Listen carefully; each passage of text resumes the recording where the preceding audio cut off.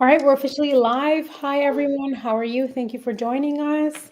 Thank you for being here with us. So we are going to wait for a couple of people to join, and then we'll get started very, very shortly. If maybe I see some people have already left comments from Montreal. Hi. How? So we're just going to wait a couple of minutes to get started.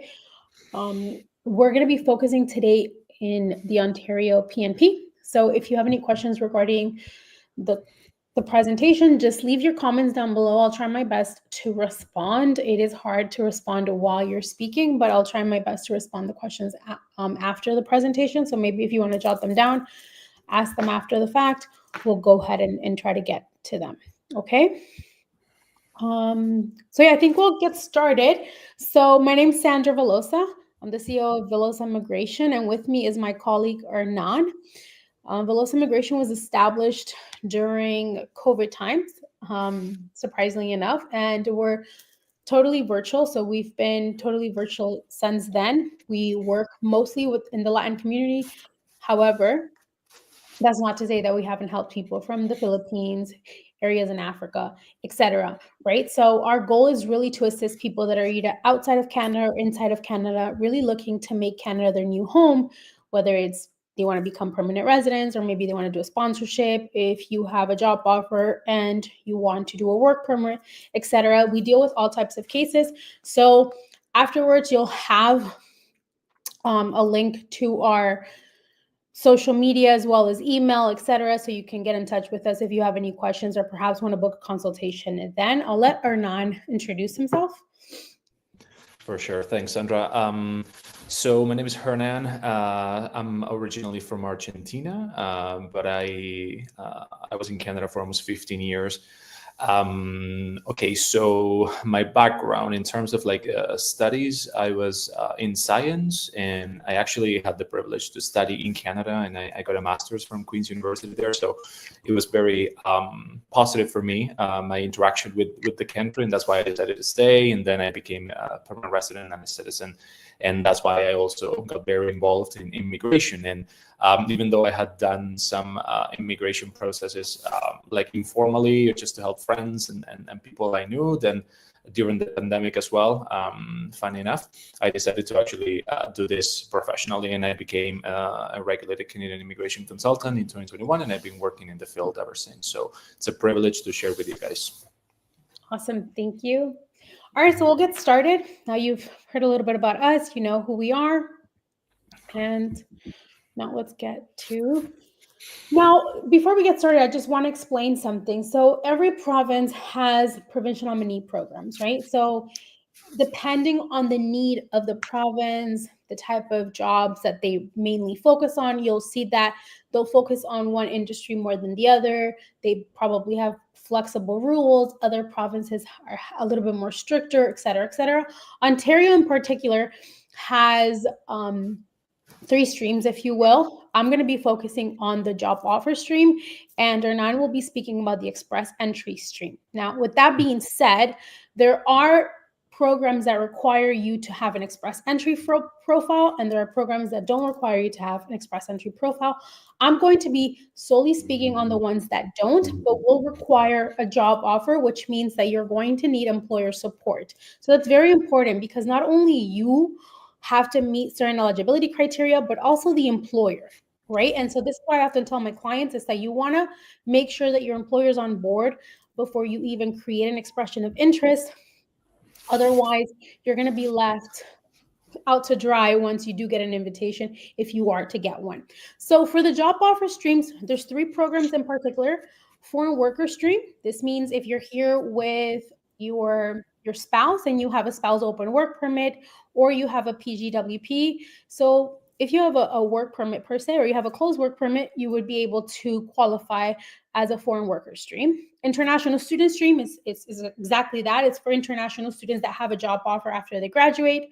Or in-demand skills is for people that have a job offer in certain occupations. All right, so let's get started on the general criteria for the programs all in all. So most of them really share a lot of the general eligibility criteria. However, there are some differences depending on the program itself. So I'm going to speak about the general eligibility criteria, and then we'll get into each individual program. So all of these programs are going to require that you have a full-time and permanent position. What that means is that you have to be offered a position at 30 hours or more. So that's what's considered full-time. Most people are used to working 40 hours a week, but for the sake of immigration, 30 hours is sufficient. Permanent means that there shouldn't be an end date to your contract. So ideally, you want something that's long-term. Now, it has to be an eligible occupation. So if we're talking about the federal skilled worker stream or the international student stream, we're talking about a job offer in tier 0, 1, 2, or 3. Right? So any job offer in tier 0, 1, 2, or 3 will apply. If we're discussing the in-demand skill stream, then there's a very specific list of occupations that are considered in demand, and these occupations are in tier 4 or 5. With that being said, for the in-demand skills, you're also going to see that depending on where the job offer is going to be located, some occupations may apply and some don't. So it's very important that you actually visit the page and you look at that list to see what applies to you or doesn't. The wage level that you're going to be offered is also very important. So for the in-demand skills and the foreign worker stream, you need to be offered the median wage. So let's say, for example, you're currently working with the employer and you're getting paid a fair salary, but it doesn't necessarily mean that you're getting paid the median wage. You are going to have to be paid the median wage in order for you to be eligible for the program. And this is sometimes inconvenient for some clients because the median wage may be outside of the employer's reach. So it's a conversation that you have to have with the employer. If you're applying through the international student stream, then you have to pay the lower wage level for that NOC in that location. And then the work obviously the job offer has to be based in Ontario for clear reasons. We're applying through the Ontario immigration program. So you want to make sure that you let the province know that you want to reside here, that you want to locate here, et cetera, et cetera. Important things when you're doing an application, it's not actually an application, you're putting forward an expression of interest and you have to wait to be invited. With that being said, when you're doing an expression of interest, you don't maintain status. So a lot of people may be coming to an end to their work permit. You want to make sure that you maintain your status in order for you to still be eligible, and you have to wait for an invitation. Unfortunately, since the beginning of the year, there haven't been any draws for any of the streams at all in Ontario, which is leaves us kind of speculating when it's going to happen, but also what it's going to be like and for what streams in particular, right? We can only base our information on the data from last year. With that being said, still, I highly, highly encourage people, if you qualify for any, you have employer support, please go ahead and put in an expression of interest because you never know when a draw can happen, right? You need to obviously have work authorization to be working in Canada, and depending on the stream, show that you want to reside here, et cetera, et cetera. Also, I mentioned in the beginning that the employer has to meet certain eligibility criteria. So there are general requirements in terms of the employer, but there's two things that they're really looking at. How long they've been established as a company, or how long have they been in business. So ideally, they want to be in business for a minimum of 2 years. We want to make sure that they've actually paid their taxes and they don't have any disputes with any former employees. We also want to make sure that they meet the revenue requirements. So depending on where the job offer is going to be located, so if it's inside the GTA, they have to have a minimal revenue of $1 million. Outside of the GTA is 500,000. As well as the number of employees on payroll. So if you're outside of the GTA, you need a minimum of 3 employees that are permanent residents or Canadian citizens. In the GTA, we're looking at 5 employees that are permanent residents or Canadian citizens. Other than that, the employer will also have to provide you with an employer form. Now, you don't need this at the time that you do an expression of interest, but when you do get an invitation to apply, you will have to submit this with your application, and you have 14 calendar days to do so. So this discussion has to happen with the employer early on. You don't want to get an invitation and the employer simply says, I don't meet the requirements, or I'm not going to support your application. It's something that you have to discuss prior to. So if you work to get an invitation, you can submit all of the necessary documentation at that time. Some employers, for whatever reason, they don't want to support these applications. There's a lot of information that may be requested they don't feel comfortable with sharing. Tell your employer that they don't have to share this information directly with you. It's something that gets submitted with the application, and in the scenario that the province requires further information, they will actually contact the employer directly, but they are going to request information about their financials, payroll, etc. Okay, so now we're getting into the details. So for the job offer for the foreign worker stream, as I mentioned, it has to be a job offer in a skilled position, so tier 0, 1, 2, or 3, and it's a point-based system, right? So this is also very important. You are competing with other people that also want to be selected. Now, anybody that has a job offer and meets all of the eligibility criteria can essentially create an expression of interest. However, that's not to say that you are going to be invited. So you really have to analyze what have the draws been like in the past in terms of what occupations have been selected in Ontario. So Ontario does general draws where every occupation gets selected, but they also do specific draws based on certain occupations. And there's really been a focus on health, tech. They've also had draws for ECEs as well.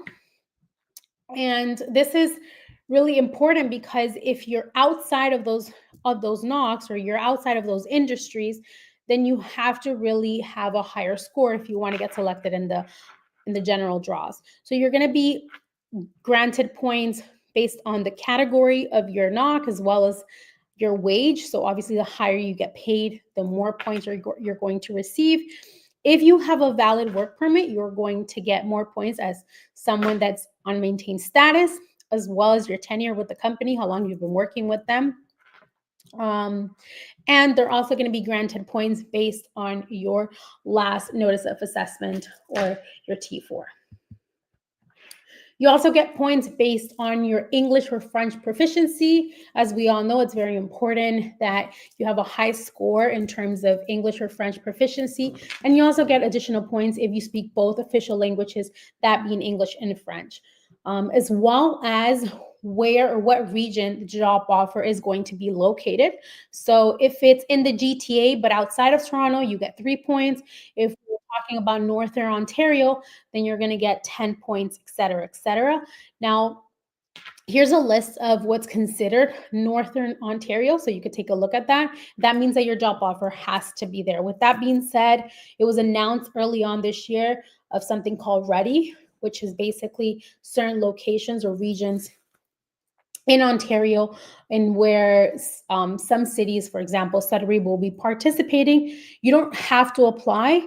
You would be selected if your job offer is there, and that's something that the city or the region is looking for in terms of a candidate like yourself. Now, for international students, same rules apply, same eligibility criteria in terms of the tier of the job offer that you have to be granted. You're also going to be granted points for not only the tier, but also the occupation as well as the wage. However, as I mentioned early on, if you perhaps missed that sorry, and unlike the federal skilled worker program, the international student stream only requires you to have the low wage. Okay, so that's also very important because it makes it more flexible for you. Now, it's very important that when you do an expression of interest, that you do it with time. So you have to have submitted your expression of interest, been invited, and submitted your application within 2 years of graduating. So a lot of students perhaps get a PGWP of 3 years and they don't submit an expression of interest at time, or perhaps don't submit an application during that time. If you miss that time frame, then you're no longer eligible for this particular stream. You would still be eligible for the foreign worker stream, but you wouldn't be eligible for the international student stream, okay? So that's also very important, but you're going to be granted points as well for having a valid work permit, job tenure, and obviously education as well. Your field of study is very important. So, for example, people that have studies in STEMs, so science, technology, engineering, math, we'll see that they'll get higher score as opposed to somebody who perhaps has studies in art. Why is this so important? Because as I mentioned before, Ontario really has a focus on tech, engineering, and these types of occupations. So we have clients where they've gone to school for data analyst or something in tech, and now they're working in this industry. So their score surpasses most people because they're working in an industry that's highly valued by the province. Also, you're going to be getting points for your language proficiency, as well as if you speak both languages, and the region where you studied as well is important. So if you studied outside of Toronto, you're going to be granted more points. So that's also very, very important, as well as where your job offer is located. Well, I didn't realize how small this is, so I'll try to summarize it very quickly. So for the last stream, which is the job offer and demand skill stream, again, you have to have a full-time permanent position. Now, the difference between this stream in particular is that we're not talking about skilled positions. We're talking about NOCs, and I think we have the list here. No, we don't have the list here. Specific NOCs that are considered important to the province. So, for example, you'll have home support workers. You'll have people working in manufacturing. So a lot of positions that perhaps are entry-level positions that a lot of immigrants or newcomers get as their first-time job. If you have employer support, you could potentially be applying through this stream. With that being said, you need 9 months of experience in working in one of these streams in order for you to qualify. And once you have those 9 months of experience, you could potentially do an expression of interest and wait to be invited. It's also like the other programs based on a score. However, last year there was only 2 draws the whole year. So there aren't a lot of draws, and both draws were general. So again, if you qualify, I would highly suggest that you do an expression of interest.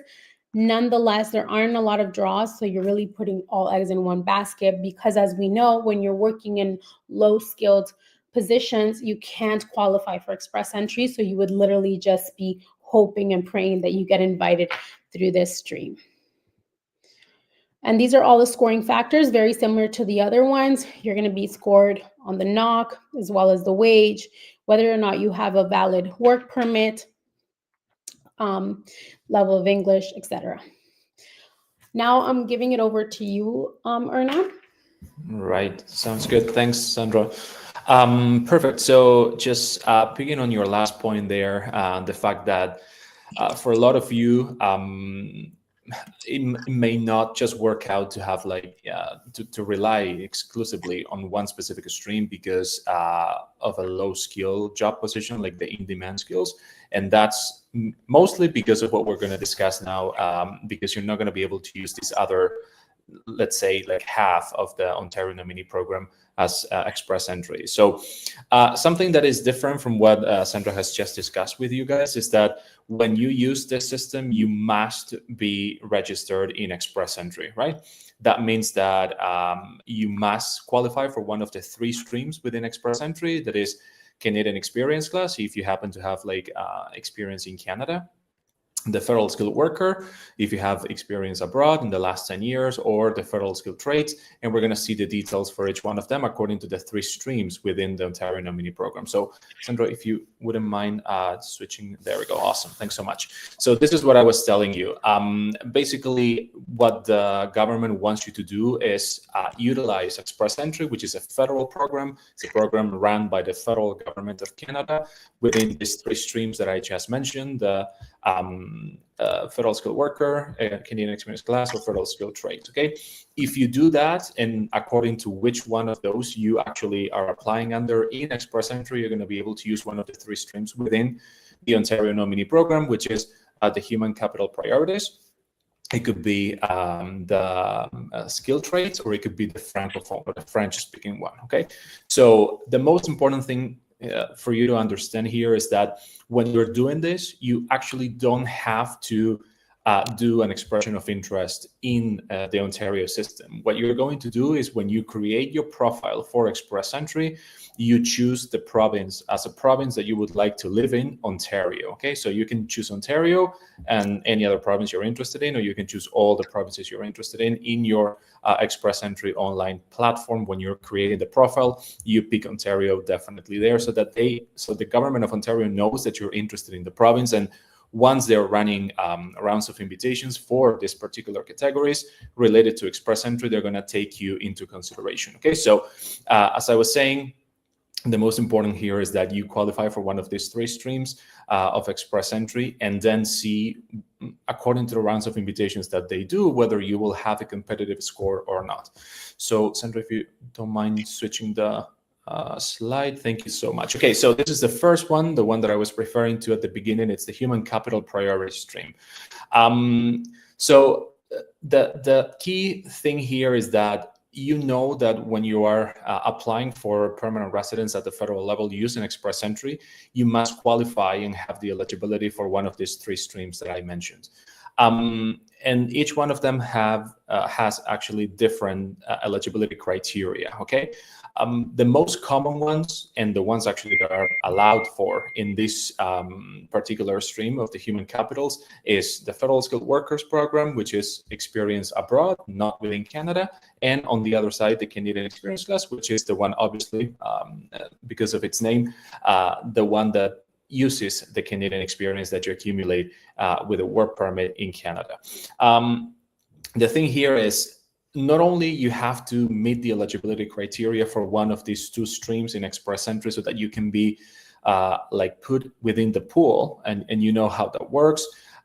Probably we don't have time to actually go over each one of the eligibility criteria for Express Entry, but basically you have to fulfill each one of those elements. And once you do, you create your profile, and the system tells you, yes, you have met all the requirements, and now you're placed in the pool. Once you're in the pool, and also you have chosen Ontario as one of your destination provinces, then you can move ahead, potentially, if there is a round of invitations from the Ontario program, to be invited in the in this nominee program from Ontario.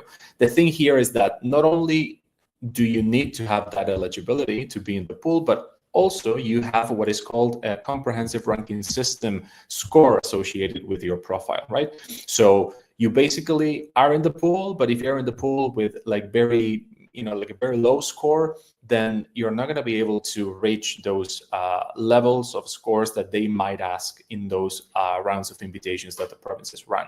So it's kind of like a half and half. On one side, you need to have the eligibility, yes, otherwise you can't use Express Entry, then you can be in the pool, then you can use the nomination program in these categories. But on the other hand, you also need to make sure that the score that you have is enough so that they will be able to actually pick you from that specific pool in Express Entry and send you an invitation to apply for the nomination in Ontario. Okay, so that's the most basic concept that you must have, because a lot of people actually get confused and they say, hey, but I have the eligibility, I am in the pool in Express Entry, but I never receive any invitation from Ontario. Well, you have to check those rounds of invitations and see whether those scores are actually in the range of the score you get, right? Because otherwise you're never going to be invited. So here's the thing. For the human capitals priority, as I was saying, the 2 streams that are eligible in Express Entry are the Federal Skilled Worker and the Canadian Experience Class.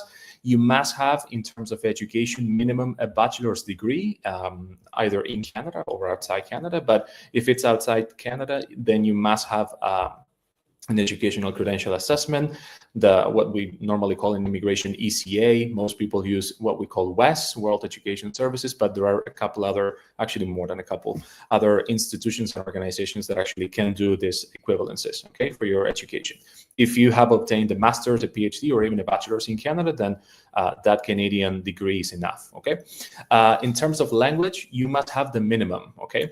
So the minimum, if we're talking about federal skilled workers, is CLB 7, that is a 7 in a scale from 0 to 12, so a little bit more than medium English or French, either, because both of them are actually official languages in Canada, so it can be one or the other. And for Canadian experience class, sorry, it depends on the level of work experience you have. So if it is in a tier 0 or 1, then it is CLB 7. If it's a tier 2 or 3, then it's 5, okay? So that's the thing. You must coordinate and corroborate what you need according to your circumstances as well, and according to one or actually both, like it depends. You can actually be eligible for both, but you must check what the eligibility criteria is for each one of these streams. Then in terms of how to prove that, you must pass a test, a language test, sorry. Like it can be either the CELPIP, the IELTS, the Pearson, or in French, the TEF or the TCF, okay? In terms of settlement funds, it depends on which stream you're using. If you're outside Canada or even in Canada, but you can't work or you haven't accumulated experience in Canada, then you're using experience from abroad and you're using the federal skilled worker. You must show that you have enough settlement funds to support you and your family members, okay? Normally, that is like listed in one of the government's websites, and it's referred to as LICO. It's an acronym for low income cutoff, okay? That's the calculation that the government does of how much money you would need in order to support yourself and your family members when you're applying for this. So if you don't have any kind of experience, if you're not working in Canada, you don't have an authorization to work in Canada, then you must show those proof of funds. But it also says here that if you are actually working in Canada and in Ontario, you can use a job offer in Ontario, or you can use annual earnings from ongoing employment in Ontario also to prove those settlement funds. Okay, so that should also be an option if you don't have to actually prove that you have the money sitting in your bank account.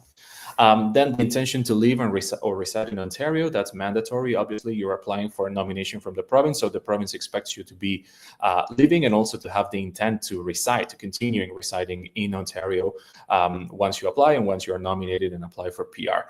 That can be shown with, a lease agreement, for example, that you have been living in Ontario, or if you have services contracted by companies in Ontario, like hydro, like phone bills or water, something like that. Anything that you get from companies in Ontario can show that you are currently residing and you continue, or you have the intention to continue residing in the province.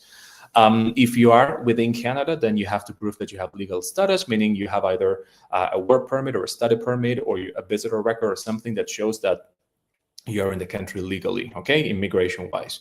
And for one of the streams in Express Entry, if you want to use that one, the federal skilled worker, you must make sure that you qualify for eligibility according to the 6 selection factor score system, okay? This is something, as I mentioned earlier, that we don't have time to go into much detail today in this webinar, but when you apply for a federal skilled worker in Canada, the first thing you have to do is determine whether you can actually use the stream or not within the eligibility criteria system that is a score-based system, which is called 6 selection factor, that takes into consideration your education, work experience, age, arranged employment, etc., to determine whether you reach the 67 minimum points out of 100 that you require in order to be in the category, okay? If you pass that, so if you have 67 or more points, then you should be able to be within the category, and then you calculate your CRS score, as I was mentioning earlier. So all in all, just to sum it up, is know that you're eligible for one of these 2 streams in Express Entry and create your profile in the system, see what your score is, your comprehensive ranking system score, and once you have that, you can like sort of compare that towards the latest rounds of invitations for the category and see if you actually have any chance to be invited in the upcoming rounds of invitations based on the scores of the last ones. And actually, just to give some more recent details about that, as Sandra mentioned earlier, there hasn't been any rounds of invitations in the program this year.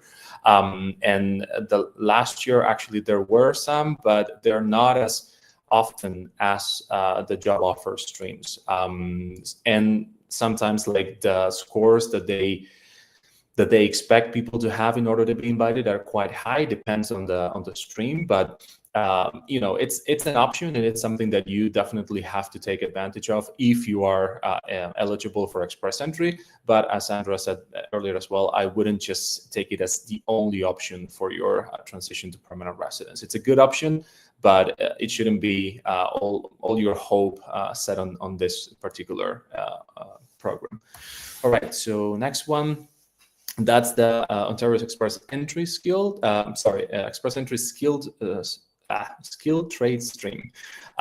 So in this one, it's very similar to what we said before, but the thing here is that the category in Express Entry that you must be eligible for is the one that is actually called Federal Skilled Trades. Okay, so the very specific thing about this one is the type of job offer that you must have, and it's actually the only one in Express Entry that requires you to have a job offer with a Canadian employer, and that job offer must be in one of those groups that are actually shown there, major groups in the classification of occupations in the Canadian system, the NOC.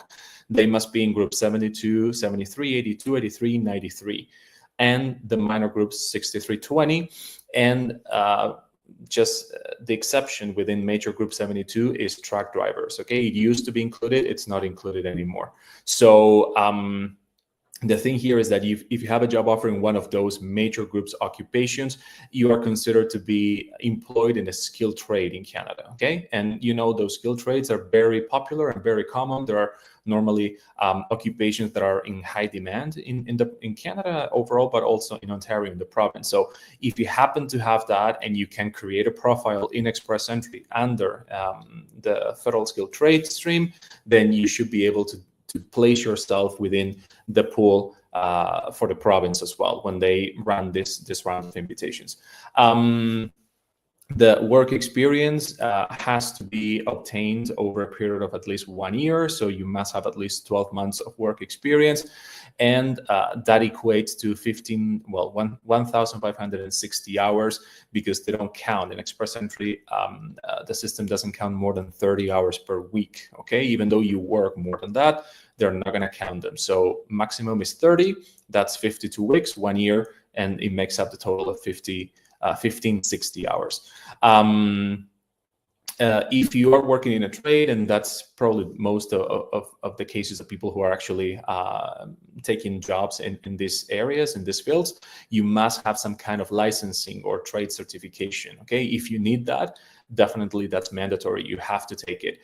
You know, people that works as plumbers or who do pipe fitting and things like that, people who work with you know, electricity, all that kind of things, they need some kind of certification, because some of those trades could be risky. So you need to be certified by an organization, a college, or some kind of institution that says that you have the ability and the skills to actually perform the duties of those jobs. So you must have that certification, and that's something that you are going to answer when you create your profile in Express Entry, and obviously the province will also take that into account. Okay. Then volunteer work and self-employment are not eligible. Okay, anything that you have worked but you didn't receive like money for is not eligible. And if you worked for yourself, if you were an independent, like someone who worked in trades but independently, that work experience is also not eligible. No, you can't use it. As I said, the valid certificate of license, if you need it, you must have it. You must show residence in Canada, as we said before, and in particular in Ontario, and intention also to live and reside in Ontario, you know, while you're doing this application, but also after. And then the language, in this case, at the CLB that you need for this category is only 5. Well, I would say 5 or higher. Okay, so only meaning that it's relatively low compared to the other ones that require a 7. But if you have more, obviously you're going to have more points in the CRS system. So the higher, the better. Okay, so when you train for the language test, try to get as high as you can, because that's going to benefit you regardless, because the higher a CRS score you have, the higher chance that you have to be selected from the pool. You can do either of the 2 official languages, English or French, and the test results are actually, like valid for 2 years. That's something that most people know already. And in the case of settlement funds, it's almost like exactly the same as I mentioned for the previous stream. If you are not working in Canada, then you must show settlement funds. If you are, and in this particular stream, most probably you will have to be working to gain the work experience you need, and also because you must have a job offer, then you definitely have to, or you can actually use your employment in Canada and in Ontario to make up for those settlement funds that they request. Okay, and then as I said again before, the intention to live in Ontario. Perfect. And then I believe the last one should be the French-speaking one, as I mentioned at the beginning. In this case, and probably most of you have noticed already, that Canada is placing a lot of effort and a lot of focus on bilingualism, of being able to actually speak both languages, and it's giving priority for people who speak French for a lot of different immigration categories, including this one in Ontario, in the Ontario Nominee Program. This has been going on for quite a long time now. It's not as new as other programs in immigration, but at the same time, it's a trend that we're seeing in Canada. So my recommendation as an immigration professional would be, if you're interested and if you feel you can, you should go ahead and start learning some French, because I think that's going to pay off some way or another, because it's becoming very popular. So here the thing is, the way to actually qualify for this stream in the nominee program of Ontario is very similar to what I was saying before. You have to qualify for one of the 2 streams in Express Entry, namely Federal Skilled Worker or the Canadian Experience class, with all the requirement and eligibility elements that those involve, right? And then in terms of education, again, you must have a bachelor's, master's, or PhD, or its equivalency from abroad, and the educational credential assessment to certify that. Language, and here is the difference. Obviously, this is a Francophone stream, so definitely you must be fluent in both languages, okay? You must have an English like test results of at least CLB 6, as I said, like medium, so it would be like right in the half of the scale, and French at level 7. Okay, so French here obviously has more importance than English, but yet again, if you have a higher English or if you have a higher French than what they actually require for just normal eligibility, you will have better points, okay? Actually, when you combine English and French in Express Entry, they're also gonna like give you extra points for bilingualism, okay? That can be up to 50 points that the system assigns for people who speak both languages at a certain CLB level. So once you have that, again, you have to prove that with the test language results, CELPIP or IELTS, Pearson, or TF-TCF. And then settlement funds, exactly the same thing as we mentioned earlier. I'm not going to repeat that. Intention to live in Ontario, identical. Legal status in Canada. If you're working or studying or visiting, you must show that you are in Canada legally. And then the federal skilled worker, if you're using that particular stream in Express Entry to actually apply for the Francophone, you must pass the CAD of 67 points in the eligibility criteria of the 6 selection factors score-based system, okay? The thing here, the most important thing, and I want to stress this out just to finish, is that once you create your profile and you are in the pool of Express Entry, you have to check regularly the invitations to apply, the rounds of invitations to apply that the province like conducts regularly, to see what range or what specific number of scores they're inviting, okay? That can fluctuate, it can change, so you have to be diligent and be on top of that just to see whether there's anything in your profile that you can update, that you can change and improve, so that you can have a better score and be closer to what they are requesting for you to be invited. That's the only way that you can actually move forward with this. And also, the province doesn't really fully disclose when they're going to conduct those rounds of invitations. So the more or the better score you can have in the short term, the better, okay? Because you're always bettering your chances to be invited one way or another. Yet again, we don't know when the next rounds of invitations will be. There hasn't been any so far. That's unfortunate, but I think the province is dealing with the federal government, the reallocation of the nomination spots that they get. So probably we're gonna hear some news soon, and they will start conducting these rounds of invitations, and people can actually move forward with their application. So I think that would pretty much sum up the 3 streams for express entry in the Ontario Nominee Program. Sandra, back to you. All right. Well, I think we've gotten to the end. I was able to answer all of the questions that people had. They were actually really good questions. So thank you, everybody that's been here. It's pretty been steady. So thanks, Hernan, as well, for joining. And what I'm going to do is actually leave you with our information. So you'll see our WhatsApp number. You can actually message us. It doesn't receive calls, but you can actually message us in WhatsApp. If you have any questions, we'll have a representative be able to assist you. We also have Instagram. We have 2 Instagrams, a large following in our Spanish Instagram, but we also have an Instagram in English. So you can follow us there and then get information in English. We have basically daily updates in terms of what's happening, what's being updated, what's being changed, etc. As you know, every day now, it seems almost as if there's a new change, and you have to kind of stay updated, especially if you're trying to transition to PR. You want to make sure that you're very proactive in terms of reading everything that's in the news, but also figuring out if you meet the eligibility criteria, when are you able to apply, et cetera, et cetera. And then you can also email us if you have any questions. It's info@velosaimmigration.com. Myself and Hernan could have a consultation with you. We offer 2 consultations, an hour consultation that consists of 60 minutes. And ideally, these consultations are for people that perhaps are looking for a way to stay in Canada or need more of a general idea on what to do. Perhaps they have a refusal, etc. So if you feel like you need an hour, then that's what you want to plan to book. If you need, however, only 30 minutes, we have those type of consultations as well. Typically, people book this because they've already started a process. Perhaps they've already initiated an application, but then there's a lot of questions, right? And then you try to kind of find this information online, and then it becomes almost impossible because there's so much information that you get almost overwhelmed and bombarded, and you really don't know what's true and what's not. So then you can book a consultation of 30 minutes where we can have a short chat and respond to your questions. Afterwards, we'll send you a brief summary of what we discussed. And then if you want to retain our services, we'll discuss the fees of each contract right then and there. We assist with all types of PR applications. The only province that we don't work with is Quebec for obvious reasons. We don't speak the language.